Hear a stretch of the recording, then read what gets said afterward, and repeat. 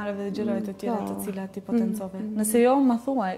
Po, jo, e vërtet, kam pasur mundësi të udhtoj, sidomos pas Turqisë, falë qëndrimit në Turqi, domethënë si rezidente e Turqisë, më është mundësuar edhe pjesëmarrja në vende të ndryshme si në Spanjë, Palestinë, edhe në Ballkan, sidomos në Ballkan, Serbi, Maqedoni.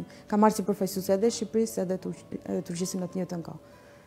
Kjo në Palestinë më pëlqen tepër, sepse edhe unë kam qejf shumë të vizitoj këto vende të cilat janë më pak të frekuentuara dhe që nuk mund ndoshta të kaloj gjithë secilin në ato pjesë. Na trego pak më tepër rreth kësaj eksperience, rreth gjithë asaj të cilën e ke përjetuar vetë nga udhëtim ose diçka të ngjashme. Në Palestinë kemi shkuar fal programit Erasmus+, ishte një vizitë 4 ditore, ku kemi vizituar organizata të ndryshme të cilat janë të fokusuar sidomos në çështjen e fëmijëve palestinez, fëmijë refugjat. Pra është një nocion pak abstrakt i çuditshëm, refugjat në vendin tënd, domethënë janë fëmijë të cilët janë refugjat në vendin e tyre. Edhe është diçka shumë e dhimbshme. Palestina nuk është për çdo kënd, domethënë jo çdo kush mendoj se duhet të shkojë, domethënë duhet të kesh një zemër të fortë.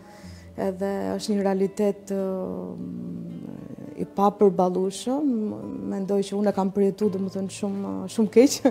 Domethënë kam qarë edhe më ka prekur shumë si realitet, megjithatë ndjej që duhet ta bëja. Edhe e mora vendimin, e vëra, domethënë shkova. Edhe më ka motivuar shumë që të ndërgjegjëson për çështjen palestineze. Bravo për një guxim kaq të madh, nuk është se unë jam shumë e guximshme në këtë aspekt dhe unë do kisha qarë, kush e di çfarë do kisha bërë, por megjithatë do kisha dashur që të shkoj dhe t'i vizitoj, pse jo. Dhe shpresoj që do e bëj. Inshallah.